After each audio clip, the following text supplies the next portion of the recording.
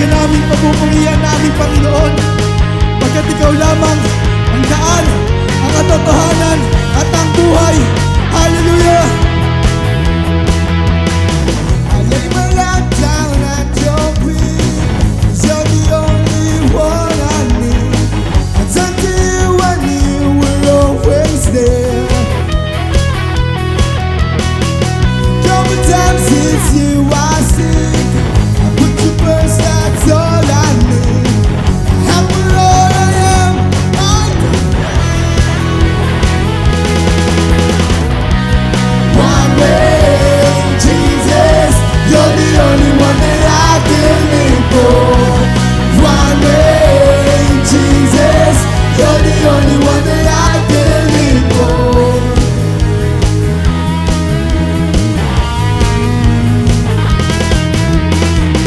You were always there, every how and everywhere. Your grace abounds so deeply within me. Hey! You will never ever change, yesterday, today, and say, forever till forever is your name. One day, Jesus, You're the only one that I can live for. One day, Jesus, You're the only one that I can live for. One day, Jesus, You're the only one that I can live for. One day, Jesus, You're the only one that I can live for.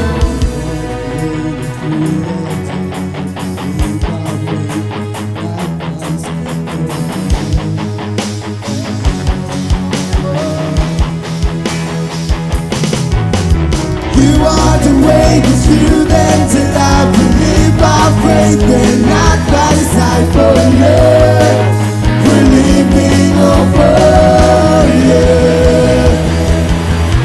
You are the way, the truth, and the life. We live by faith and not by sight. For love, we're living over you. You are the way, the truth, and the life. We live by faith and not by sight. For love, we're living over you.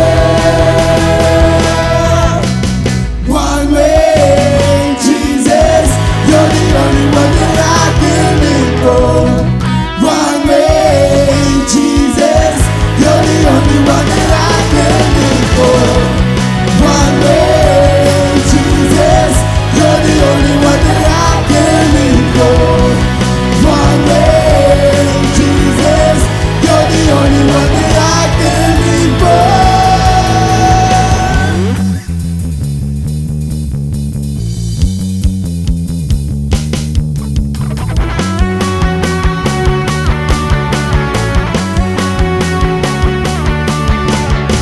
Don't wanna stand there and shout your praise, then walk away and forget your name. I stand for You if it's all I do. This there is none that can burst the air. There's all I want in this lifetime is You. There's all I want in this whole world is You. Yeah. Tell the world that Jesus lives. Tell the world that, tell the world that, tell the world that He died for them. Tell the world that He lives again.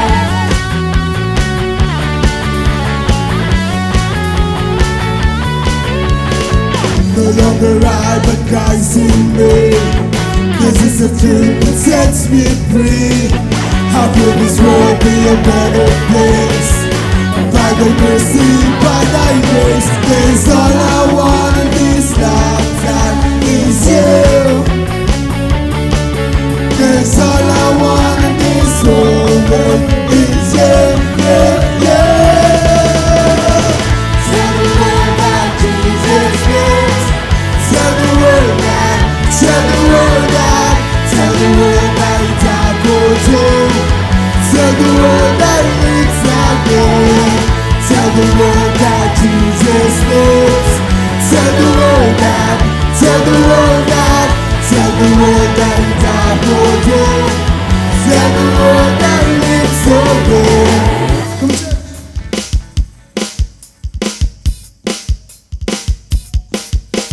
come on and tell the world about you. Come on and tell the world about you. Come on and tell the world about you. Come on and tell the world about you. Come on and tell the world about you. Come on and tell the world about you. Tell the world that Jesus lives. Tell the world that, tell the world that, tell the world that He died for you. Tell the world that He lives again. Tell the world that Jesus lives. Tell the world that, tell the world that, tell the world that He died for you. Tell the world that He lives again. Come on and tell the world about you. Come on and tell the world about you. Come on and tell the world about you. Come on and tell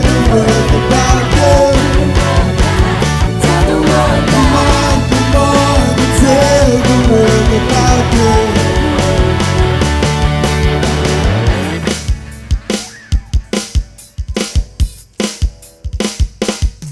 About you. And Lord, we will proclaim your goodness and your faithfulness in our lives, O Lord Jesus.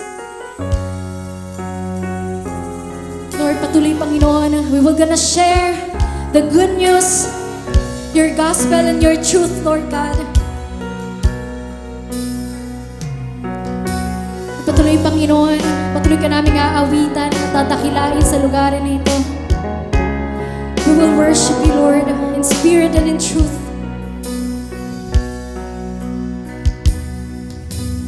I give my all to you. Send me and I will go for you to the ends of the earth. I follow after you. I want the world to know your love endures forever. Tell me and I'm always Jesus. And this is far greater than sacrifice. Trust in you and not myself. Will always lead to blessing. Lord, have your way in me, and not my way, yours be done. Here I stand within your presence, longing for your touch.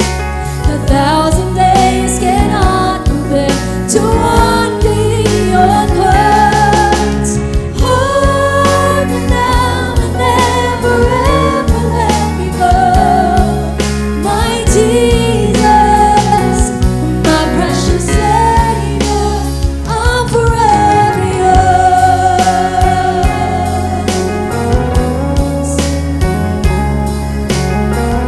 We're forever yours.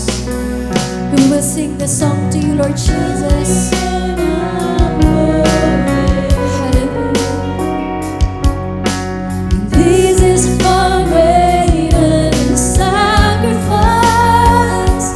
Trust in you and not myself.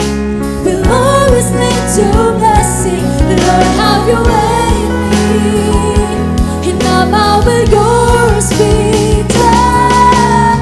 Here I stand within your presence, longing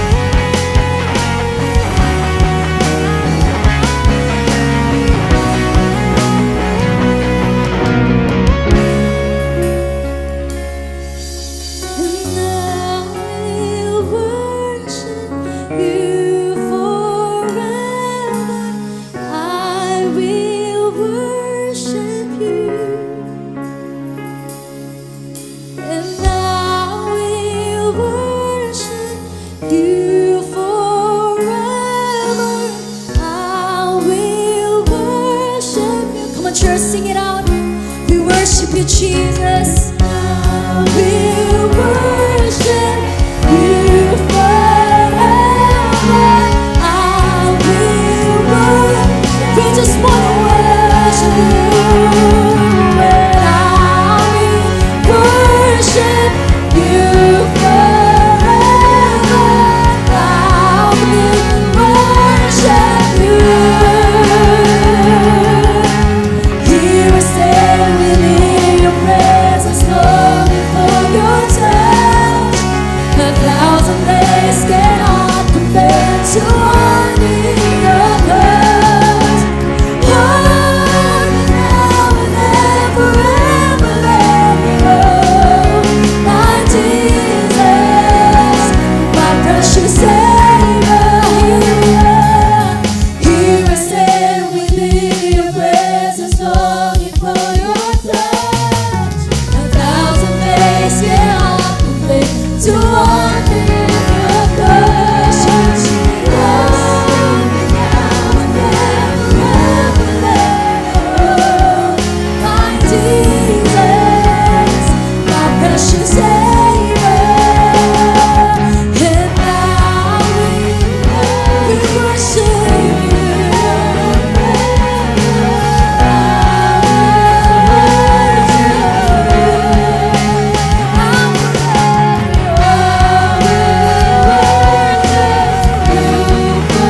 I'm forever yours. I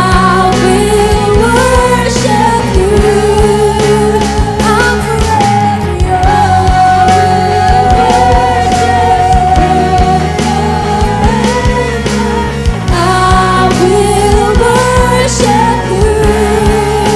I'm forever yours.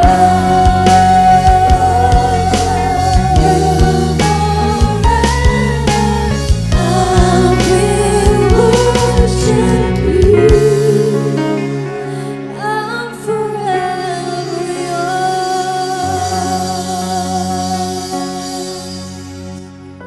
Now, listen now mga kaibigan.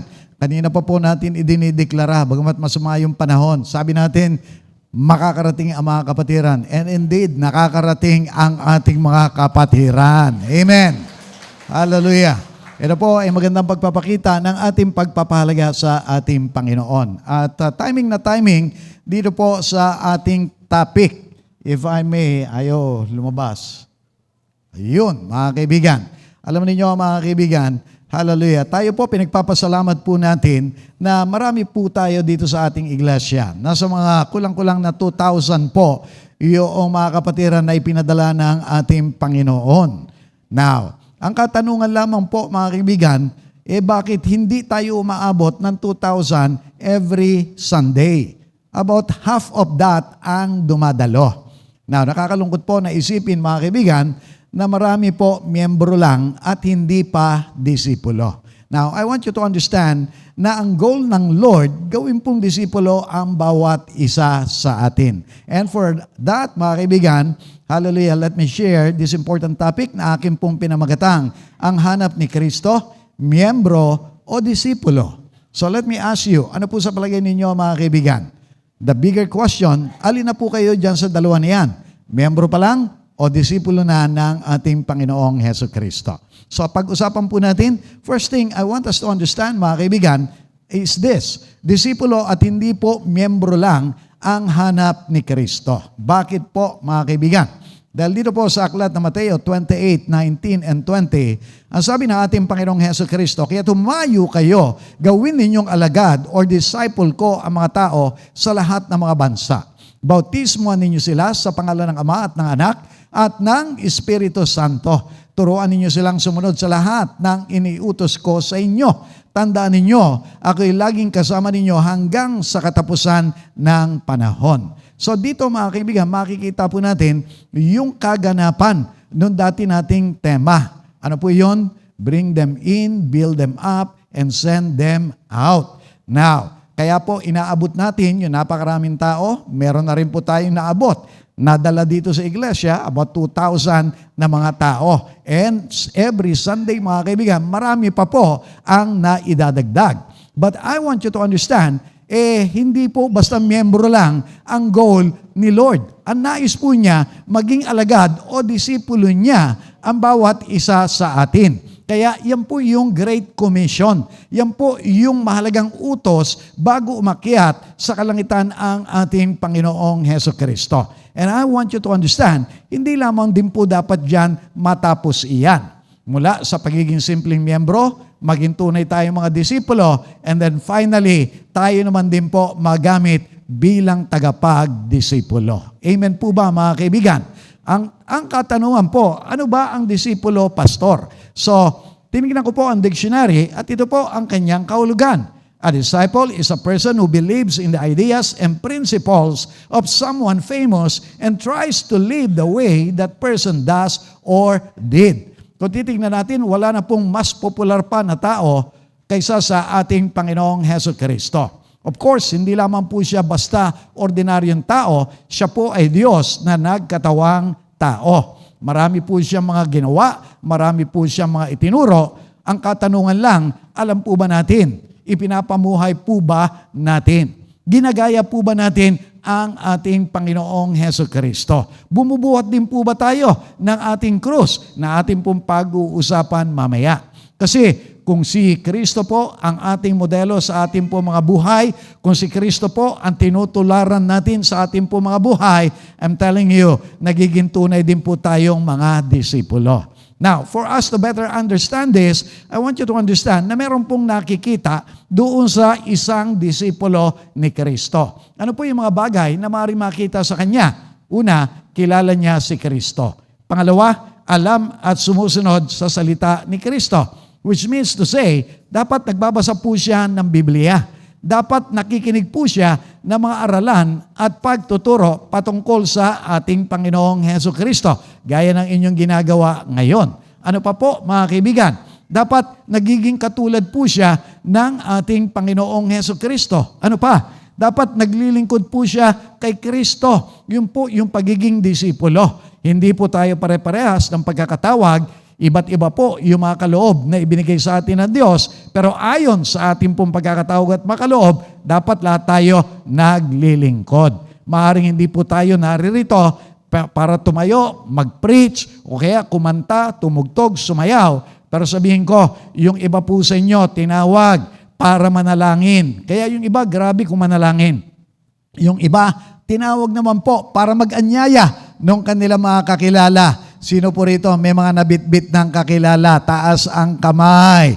Pagkakatawag din po iyan. Gawain din po iyan para sa ating Panginoong Hesukristo. Lakaran po natin. Maging yung ating po mga pagkakaloob ng ating po mga tithes and offering, that is a form of ministry. Gawin po natin mga kaibigan. At ano pa po ang nakikita? Inuuna po ang ating Panginoong Hesukristo. Bakit? May mga pagkakataon po kasi inuuna natin yung mga okasyon sa ating po mga buhay. May birthday, merong anniversary, may mga celebration na ganito, ganoon. Minsan ipinagpapaliban ang ating Panginoong Hesukristo. Pero mga kaibigan, salamat na lang sa tanghaling ito.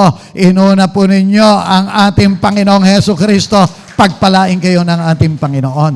At hindi lamang po yan, nananatili kay Kristo. Merong mang araw, wala mang araw, ulan man, bagyo man, ako po naniniwala, hallelujah, na yung mga lumalago, nagiging disipulo ng ating Panginoong Hesukristo, hindi mahadlangan ng ulan, hindi allergic sa ulan, matatapang yan. Kaya naririto mga kaibigan, kahit may mga problema, kahit may mga trials na mga pinagdadaanan, kahit po may mga kawalan na pinagdaraanan, nariyan pa rin, praise the Lord pa rin. Tama po ba mga kaibigan? Ano pa po? Hallelujah. Naghihintay po siya sa pagbabalik ng ating Panginoong Hesukristo. Sino po naniniwala? Isa sa mga araw na ito, babalik ang ating Panginoong Hesukristo. Kukunin siya ng ating Panginoong Hesukristo. Manatili ka, nananampalataya, kaibigan. Amen. Now, ang katanungan na lamang mga kaibigan, ganyan na rin po ba tayo? Kung hindi pa po tayo ganyan, ang katanungan, bakit hindi pa? Maaring yung iba, mali po yung priority sa kanila po mga buhay. Maaring sa araw na ito, mas inunan nila yung pagliliwaliw nila yung pagkukumpyo-computer games po nila at kung ano-ano pa. Maaring yung iba, maaring iniisip nila, kasi pastor, pag ako, pinrioritize ko si Lord, baka mapabayaan ko yung pag-aaral ko, baka mapabayaan ko yung pagtatrabaho ko, baka mapabayaan ko yung mga gawaing bahay ko. Makinig po kayo, pag inuna ninyo si Lord, sasamahan niya kayo, tutulungan niya kayo doon sa inyo mga ginagawa, bibigyan niya kayo ng tagumpay. Okay? Hindi po magiging kawalan na inuuna natin ang ating Panginoon. Amen po ba mga kaibigan?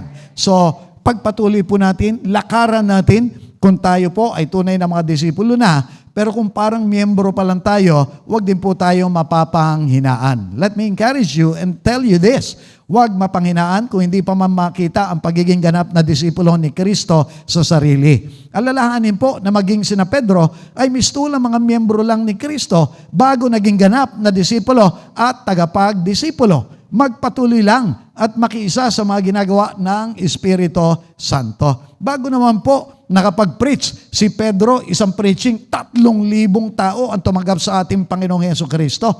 Marami po mga pagkakataon muna na sila po ay pinagsasabihan ng ating Panginoong Hesukristo. Sinasabihan sila, ang kikiti naman ng inyong mga kaisipan, hindi ninyo nauunawaan yung aking mga sinasabi. May mga pagkakataon po, pinagsasabihan sila ng ating Panginoong Hesukristo, huwag kayong maging mapagmataas, huwag kayong naghihiganti. Dahil may pagkakataon, naroon po sila sa Samaria, gusto nilang pagigantihan yung mga tao doon, simply because hindi po sila tinanggap. At ang sabi nila, Panginoon, gusto po ba ninyo pababaan namin ng apoy itong mga taong ito?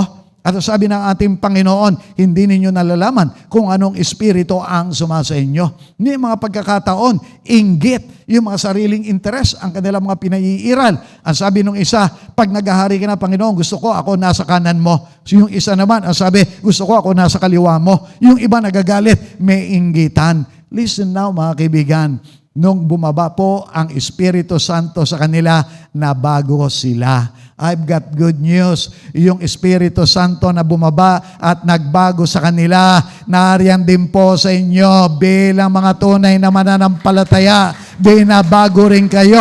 Ginagawa rin po kayo mga tunay na disipulo. Bakit po? Ito po yung sinabi ng 2 Korinto 3:18. At ang kaluwalhatian iyan na nagmumula sa Panginoon na siyang Espiritu ang siyang nagbabago sa atin mula sa isang antas ng kaluwalhatian hanggang tayo'y maging kalarawan niya.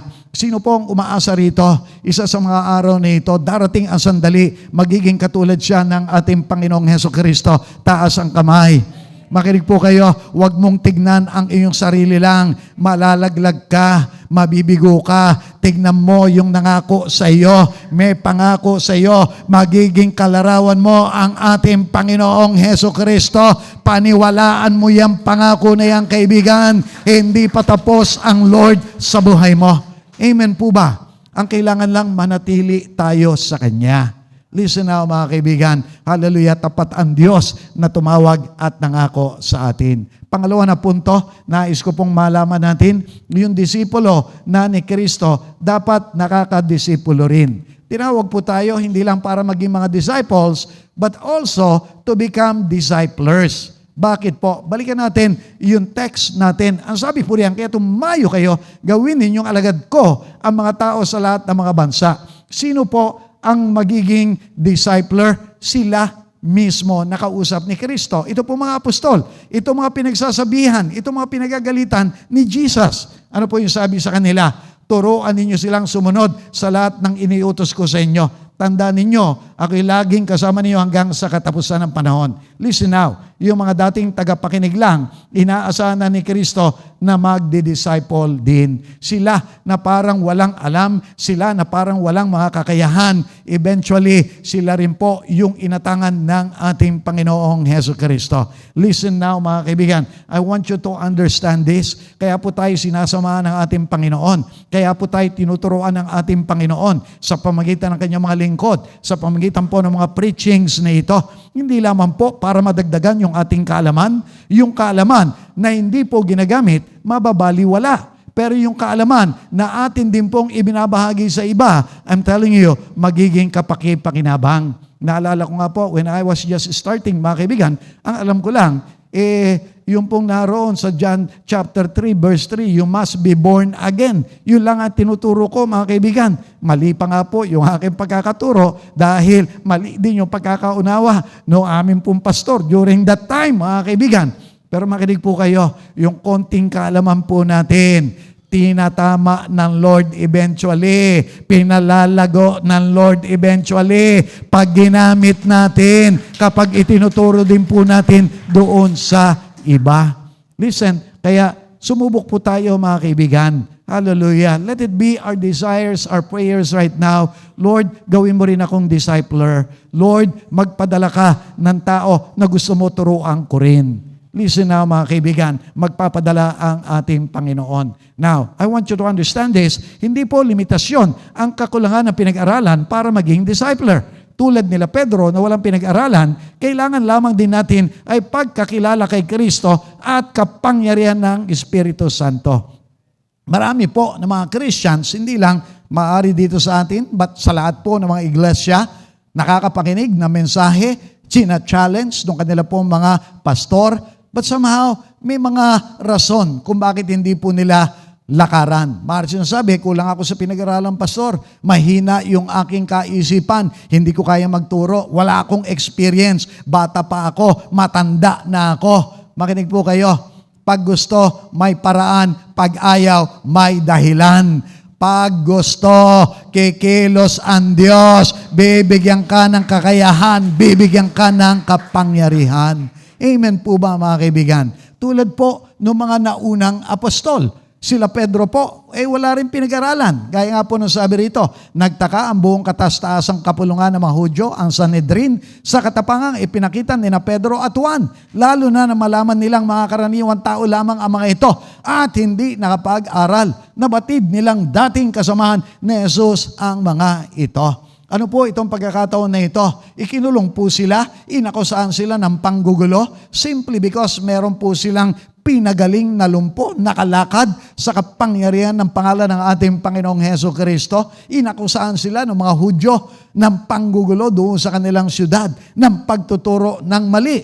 Pero buong tapang po sila nangaral. Hindi sila natakot na maibilanggo. Humanga po itong mga aral, itong mga makakapangyarihan na Sanhedrin. Bakit? Kasi nakita nila, ordinaryo lang ang mga taong ito.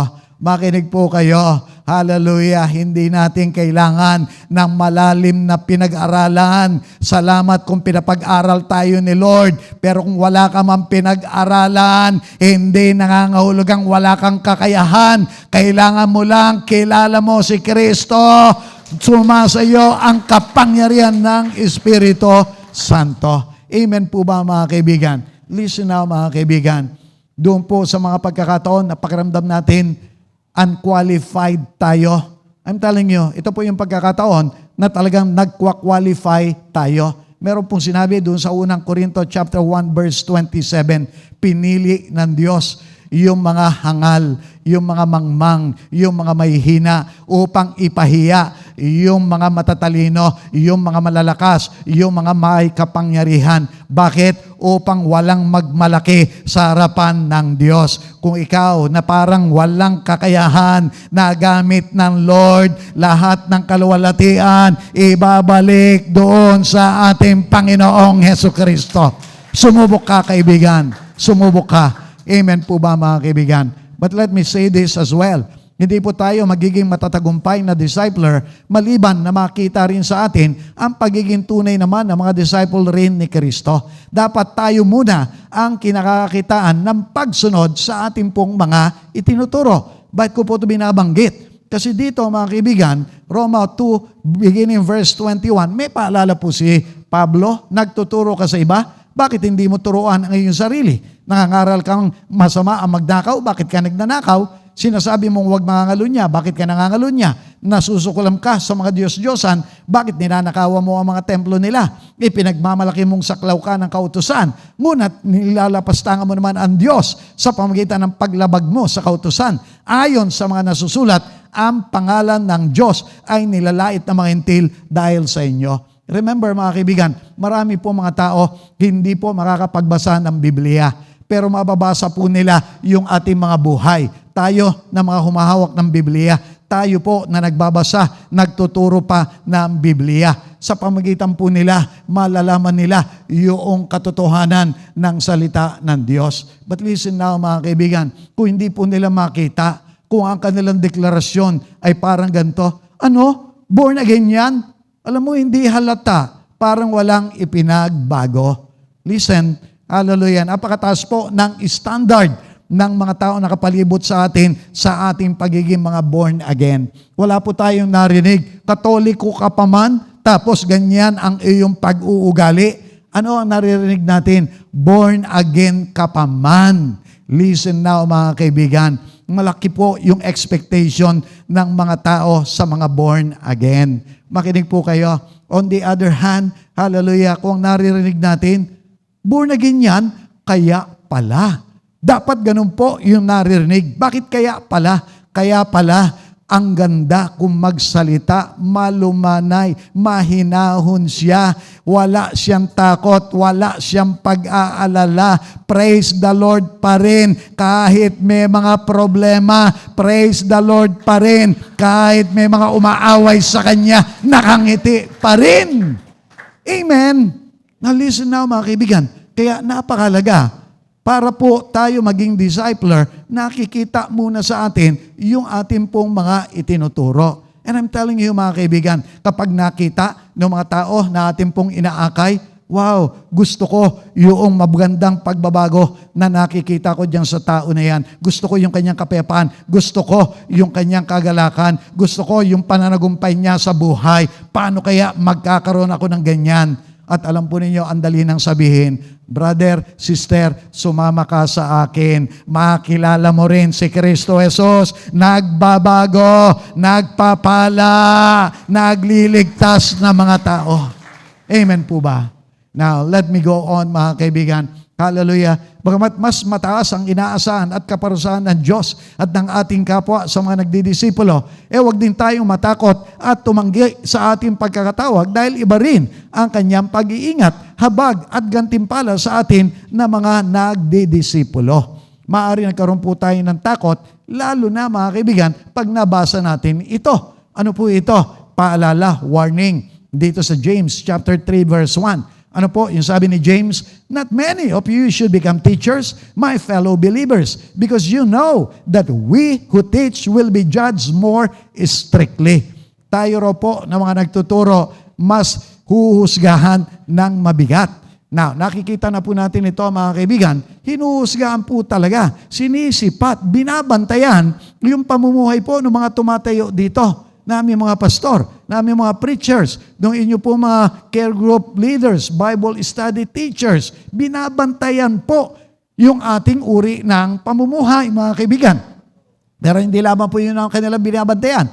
Binabantayan din nila kung tama yung ating mga itinuturo. Listen now mga kaibigan, bakit po mas matindi yung panghuhusga ng ating kapwa? Mas malaki po kasi ang kanilang inaasahan. To whom much is given, much will be demanded. Pero makinig po kayo, ang nakakatakot burihan, yung panghuhusga ng Diyos doon sa mga false teachers, doon sa mga teachers na hindi po nila ipinapamuhay yung kanilang itinuturo. Kahapon mga kaibigan, doon sa panonood ko ng isang mga video, meron pong isa na namatay na lalaki, 1 hour 45 minutes po na namatay siya, at doon sa kanyang testimony, dinala po siya ng Panginoon doon sa kalangitan. Ang dami mga magandang bagay na kanyang nakita, yung kanyang mga kamag-anakan, sabi niya, nakita niya doon, pero meron siyang mga hinahanap, hindi niya makita roon. Yung mga kakilala niya, mga lingkod ng Diyos, na mga pastor, na mga preachers, na mga kilala, sabi niya, bakit wala dito? Ano sabi ng ating Panginoong Hesukristo sa kanya?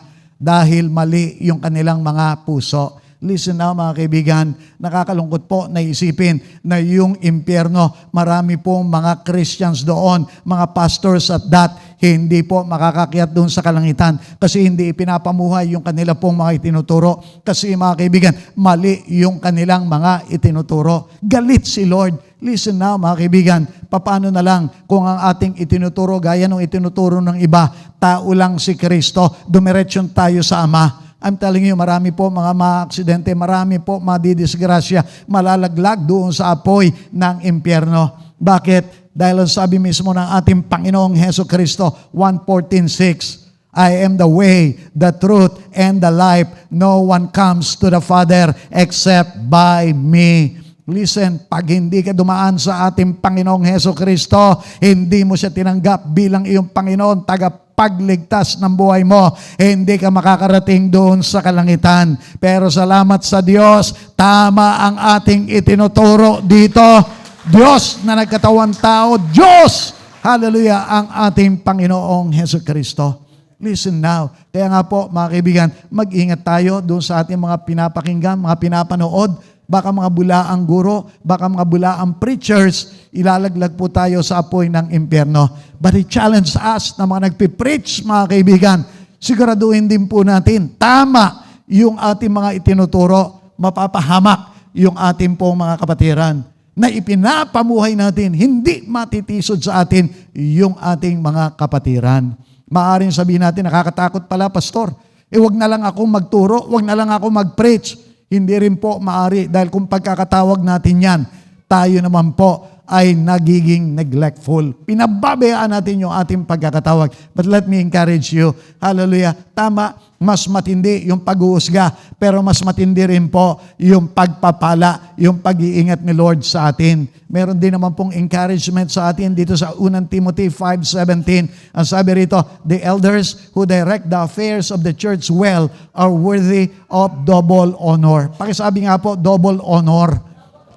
Doble rin po yung karangalan na ibibigay ng Lord sa kanila. At sino po yung mga yon? Especially those whose work is preaching and teaching. Matindi yung expectation ni Lord, pero matindi rin po yung reward ni Lord. Matindi rin yung anointing ni Lord, yung power, yung revelation, yung pag-iingat ni Lord sa mga nagtuturo. Kaya wag din po tayong matatakot. Amen po ba, mga kaibigan? Maging faithful tayo, maghanda tayo, sasamahan tayo ng ating Panginoon. Listen now, let me go doon sa pangatlo, mga kaibigan. I say na ang tunay na disipulo, mga marka rin ng krus ni Kristo. Alam po ninyo, mga kaibigan, mahalaga po yung marka. Listen, yung pong mga nanganak, ano yung kanilang mark doon sa panganganak? Hallelujah, yung kanila pong mga stretch marks. Yung mga iba may hiwa pa bilang tanda ng kanilang panganganak. Pero alam nyo, yung tanda na yon, tanda rin po yon ng pagmamahal nila para doon sa kanilang mga anak. Makinig po kayo, maging ang ating Panginoong Heso Kristo, may mga marka rin ng krus. Amen. Pero yung po, tanda rin ng pagmamahal ng ating Panginoong Heso Kristo sa atin. Pero ang katanungan, meron din po ba tayong mga marka ng krus? Now, inaasahan po ni Lord, meron tayo niyan. At ang sabi po niya dito, at sinabi niya sa kanilang lahat, ang sino mang nagdanais sumunod sa akin ay kinakailangang itakwil ang kanyang sarili. Ano ibig sabihin mo roon, Pastor? Maaring bitawan po natin yung mga maling ambisyon natin na maaring nakakadlang doon sa ating po mga pagkakatawag.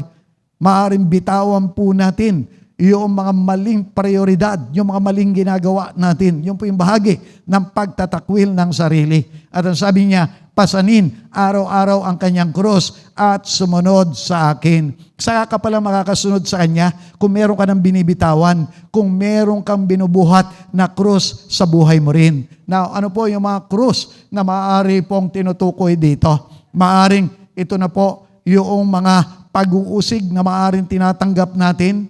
Alala ko, may mga pag-uusig din po kami ni Pastora na tinanggap nung kami po ay nag-born again. May mga kapamilya nagsabi, bakit ganyan yung mga yan? Kala ko mga matatalino yan. Iniwan na yung pagiging Katoliko. Kala ko ba matatalino yan? Iniwan na yung kanilang mga pagninegosyo. Yung kanilang mga pagtatrabaho. Paano na yung kanilang kabuhayan? Listen now, mga kaibigan. Maaring yung ating pong krus na dinadala. Maaring yung mga pagod para tayo ay makapanambahan. Para tayo ay makapaglingkod. Kahapon, yung mga narito po, na mga sumayaw, kumanta, tumugtog, mga kaibigan. Kahapon pa po sila narto. Ngayon, narto sila. Pagod sila, mga kaibigan. Listen, pero ginagawa po nila, yun yung bahagi ng krus na kanila pong binubuhat. Listen, ano pa po? Minsan, yung mga criticism sa atin. Minsan, umaabot po tayo, nagpo-post tayo, mga godly messages.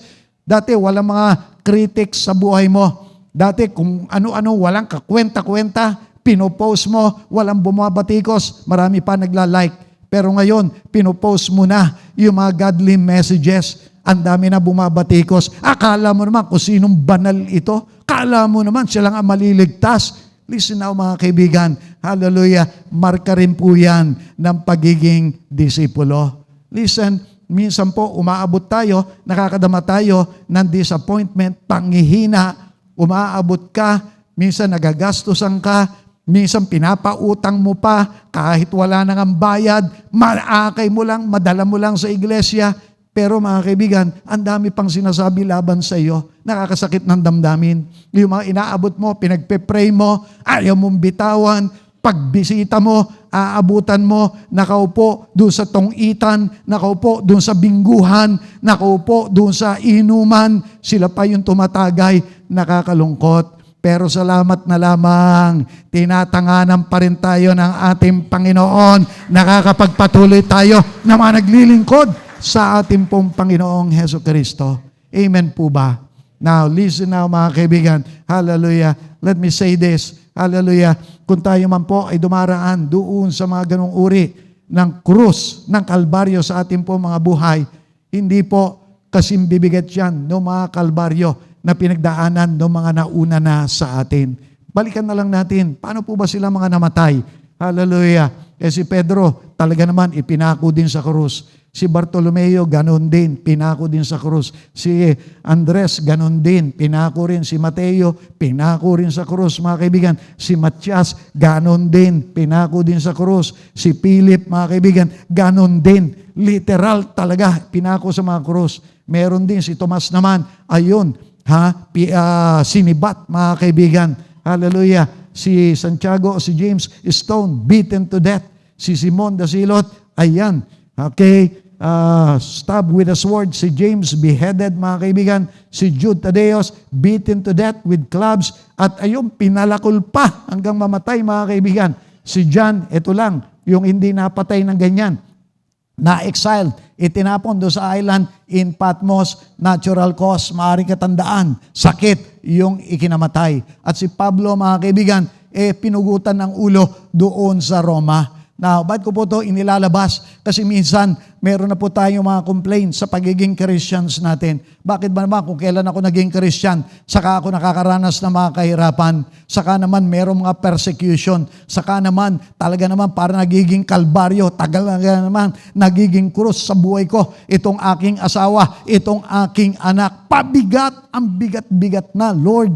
Now listen now mga kaibigan, opo, krus din yung mga yon, pero maliliit na krus. Itong mga taong ito, ang lalaking krus, ang kanilang pinasan, pero hindi po sila umayaw. Bakit? Tinanganan sila ng ating Panginoon, natapos nila na matagumpay ang kanilang pagkakatawag. Ikaw na disipulo, ikaw na taga-disipulo, tatanganan ka, iingatan ka rin ng ating Panginoon. Amen.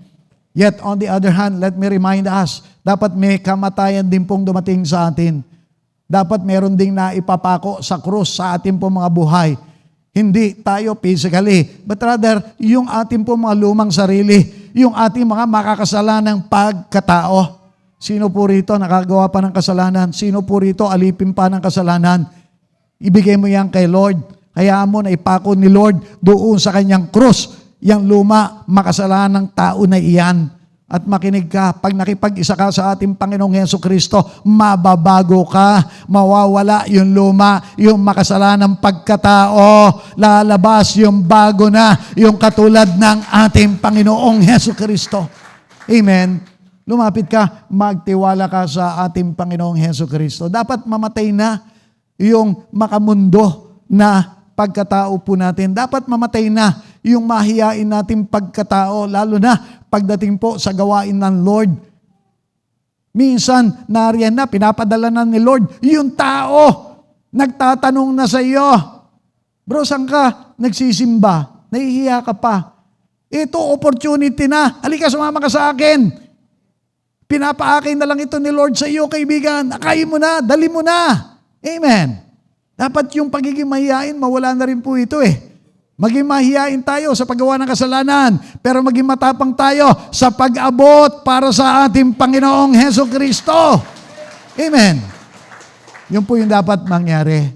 Now, let me say this, na yung tunay na disipulo ni Kristo, hindi po tumatakas sa mga paghihirap, kundi tinatanggap ang mga ito na parang pribilehiyo. Nakukuha po ba ninyo ito, mga kaibigan? Ang ating Panginoong Hesukristo, hindi tinakbuhan yung pong krus ng Kalbaryo. Tinanggap po niya lahat ng mga pasakit, lahat ng mga pahirap. As a matter of fact, mga kaibigan, hindi po niya inayawan yung marka ng krus. Alam po ninyo, mga kaibigan, nung namatay ang ating Panginoong Hesukristo at nung siya ay muling nabuhay, meron pong isa na disipulo, si Tomas, sabi niya, hindi ako maniniwala na siya ay muling nabuhay. Maliban na lang, maipasok ko yung aking daliri doon sa butas ng kanyang mga kamay, ng kanyang mga paa. At nung nagpakita ang ating Panginoong Hesukristo, ano ang sabi sa kanya? Halika Tomas, ipasok mo ang iyong daliri dito sa butas sa aking kamay, dito sa aking paa, sa aking tagiliran. Ano po pinapakita nito? Bakit ko ito pinupuntuhan? Listen mga kaibigan, yung perfect na ating Panginoong Hesukristo, wala pong kapintasan. Kahit doon sa kalangitan, naroon pa rin po yung butas na yan, yung marka ng krus na iyan. Bakit hindi inayawan ito ng ating Panginoon? Ako po naniniwala, napakalaking patotoo ng kanyang pag-ibig para sa atin. Mahal tayo ng ating Panginoon. Alam po niya, kung wala yung mga marka na yun, wala tayong naging mga kaligtasan. So listen mga kaibigan, bakit naman po tayo ngayon tatakbo, tatakas doon sa mga maliliit na mga kahirapan, mga sakripisyo? Oo, may ulan, pero hindi ka matutunaw ng ulan na yan. Dumalo ka. Oo, may mga pag-uusig, pero lalo kang napapalapit sa ating Panginoong Hesukristo. Oo, may mga pagod, pero lalo kang tumatanggap ng kalakasan mula sa ating Panginoong Hesukristo. Huwag kang matatakot. Kaya nga po, ano ang sabi ni Pablo? Ang tanging hangarin ko ngayon ay lubusang makilala si Kristo, maranasan ang kapangyarihan ng kanyang muling pagkabuhay, makibahagi sa kanyang mga paghihirap, at maging katulad niya sa kanyang kamatayan. Umaasang ako man ay muling bubuhayin mula sa kamatayan. Listen mga kaibigan, parang may death wish para sa kanyang sarili itong taong ito. Para sa kanya po, kung babasahin natin ito, pribileyo para sa kanya yung mamatay ng mahirap. Kaya ako na-imagine ko, habang yung ulo niya siguro nakaabang doon, at ito na, yung pupugot ng kanyang ulo. Hindi po ito nagwawala. Hindi po ito natatakot. Ako naniniwala, nagpupuri po ito. Nagpapasalamat po ito. Listen, dapat ganun din po tayo eh.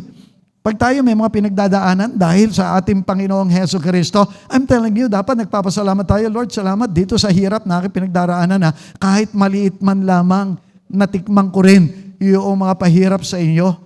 Nakakaisa ako doon sa pinagdaanan mo. That should be our attitude. Makinig po kayo mga kaibigan. Hallelujah. I want you to understand, yung sinabi kanina ni Lord, take up your cross daily. Listen, no cross, no Christ. As simple as that. Kung wala kang pinapasan at sinasabi mo, ay, ang sarap ng buhay ko bilang Kristiyano, ang gaan. Masarap po. Hallelujah. Masaya ang buhay Kristiyano. Pero hindi po nangangahulugang wala tayong pasanin. Kung wala kang pasanin, it's simply because it simply means hindi ka pa disipulo ng ating Panginoong Hesukristo.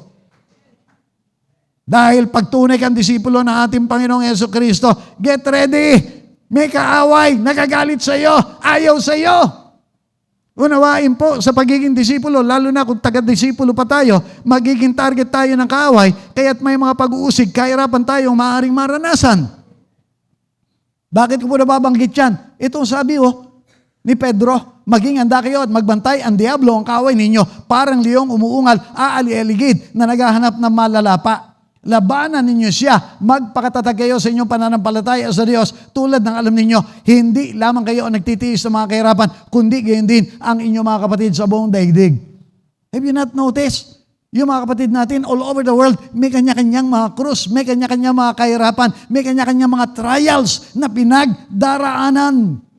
Bakit? Kasi may umaatake. Last Tuesday, meron po akong message na tinanggap doon sa isang kapatiran natin na naroon po sa Amerika. Arang sabi niya, Pastor, meron po akong matinding back pain. Last Saturday, hindi ko maintindihan, hindi na po ako makakilos. Kinakailangan dalhin nila ako doon sa emergency hospital. At ginawa yung napakaraming test sa akin, walang nakita. Nanghihingi rin po siya ng panalangin. That was Tuesday. Last Friday, nag-message po siya. Praise the Lord, ang sabi niya, Pastor, wala na po yung back pain ko. It's as if walang nangyari sa akin. And then she told me kung ano yung maaari naging dahilan. Alam po ninyo, sabi niya, kasi no Sabado, Pastor, kinontak ko yung aking mga kaibigan, nag-online Bible study kami. Kaya pala umatake ang kaaway sa kanya. Kasi nagagamit na siya ng Lord doon sa pag-abot doon sa kanyang mga kakilala. As a matter of fact, tuwan-tuwa po ko kasi kasama doon sa amin pong pinagpe-pray nung sister na yon, makadalo, maligtas din yung kanyang nanay. And for the glory of the Lord, kanina during the first service, nakaupo rin po riyan sa bandang gitna na yan, yung kanyang nanay. Nakadalo na, mga kaibigan. Hallelujah. Totoo po, maaring may atake ang kaaway, pero ang laban ay hindi po natin laban lang. Ibigay natin ang ating laban sa ating Panginoon. Bibigay niya yung tagumpay. Ipapanalo tayo ng ating Panginoon. Huwag kang matakot. Pakisabi dun sa iyong katabi. Huwag kang matakot. Amen po ba? Now, let me say this, bagamat may mga pag-uusig at kahirapang pinahintulutan sa ating buhay ang Diyos, ito naman po ay hanggang doon sa ating kaya lamang. At pag napagdaanan na natin ang mga ito, lalo pa tayo nagiging matatag na mga disipulo at tagapag-disipulo ni Kristo. Sa bahay po, meron po akong dumbbell, weight, ginagamit. Pero yung magaan na lamang po dahil iniiwasan ko na sports injury ngayon. Ano po ang ginagawa? Pinahirapan ko po ba yung aking sarili? Pinagpapawisan ka, nananakit yung iyong mga arms? Hindi po. Kasi alam mo, magbibigay kalakasan sa iyon. Magbibigay ng paglaki ng katawan, katatagan ng iyong physical na pangangatawan. In the same manner, mga kaibigan, hallelujah, binibigyan tayo ng Lord ng dumbbell. Yung mga trials po natin, yung mga kahirapan po natin, dumbbell yan. Hindi para tayo ibagsak, hindi tayo para pahirapan, kundi para palakasin, para patatagin ang ating mga pananampalataya, ang ating mga pagkatao. Ihanda tayo doon sa mataas na pagkakatawag ng Diyos sa ating po mga buhay. Amen po ba? Sino po ang mga mayroong pinagdaraanan right now? May mga trials, pagsubok sa buhay. Taas ang kamay. Huwag kang mapanghinaan. Pinalalakas ka ng ating Panginoon. Inihahanda ka sa isang mataas na pagkakatawag, kaibigan. Huwag kang aayaw. Hallelujah. Yun po yung sabi dito sa Santiago 1:4, mga kapatid. Magalak kayo kapag kayo dumaranas ng iba't ibang uri ng pagsubok. Dapat niyo malaman na nagiging matatag ang inyong pananampalataya sa pamamagitan ng mga pagsubok at dapat kayong magpakatatag hanggang wakas upang kayo maging ganap, walang pagkukulang. Ginagawa po tayong ganap, walang pagkukulang. Ginagawa po tayo tunay na mga disipulo tulad ng ating Panginoong Hesukristo. Listen, ang dinaanan po niya, krus ng Kalbaryo, kaya meron din pong krus ng Kalbaryo na pinadadaanan sa ating pong mga buhay. Huwag po nating ayawan. Now, bilang pagtatapos, mga kaibigan, let me say this. Hallelujah. Hindi po kalugian ang maging disipulo, lalo na ang maging tagapagdisipulo pa ng ating Panginoong Hesukristo. May pangako po siya. Ang sabi po niya dito sa Mateo 19:29, kapag iniwan inuman ang kanyang tahanan, mga kapatid na lalaki, babae, ama, ina, asawa, mga anak o mga lupain, alang-alang sa akin, ay tatanggap siya ng 100 ibayo at pagkakaluban siya ng buhay na walang hanggan. Sino po rito ang mga may sakripisyo na ginagawa para sa ating Panginoong Hesukristo? Taas ang kamay. Taas ang kamay. Huwag po kayong mapanghinaan. Kung parang wala pa yung mga pagpapala ni Lord, meron pong parating. Hallelujah. Kung hindi man dito sa lupa, doon po sa kabilang buhay, merong naghihintay sa inyo, mga kaibigan. Alam po ninyo, ako po, mga kaibigan, 35 years na po bilang isang tunay na disipulo at tagapagdisipulo pa ng ating Panginoong Hesukristo. Pero wala po akong pinanghinayangan kahit na isang araw. Bawat araw po pinagpasalamat ko sa ating Panginoon. You know why? Meron po akong isang classmate, may nabasa akong post niya.